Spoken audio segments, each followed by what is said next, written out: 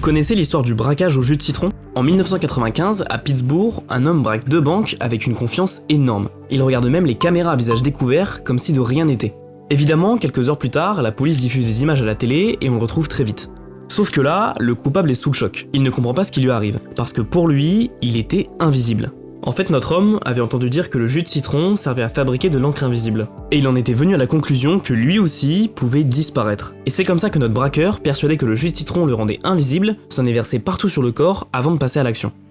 Cette confiance absurde, fondée sur une fausse connaissance, a intrigué 2 chercheurs, Dunning et Kruger. Ils ont étudié le sujet et ont publié une étude qui montre que les moins compétents dans un domaine ont tendance à se surestimer, tandis qu'à l'inverse, les plus compétents doutent d'eux-mêmes.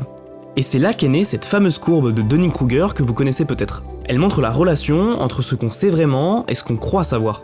Ça vous est peut-être déjà arrivé, de jouer à un jeu et à un certain moment de comprendre à quel point vous êtes loin du niveau professionnel. Ou de croire que vous connaissez une personne jusqu'à découvrir des facettes d'elle et réaliser qu'en fait, vous la connaissez à peine. Ou encore, comme dans l'étude, de vous rendre compte à quel point un sujet est vaste une fois que vous commencez à le creuser.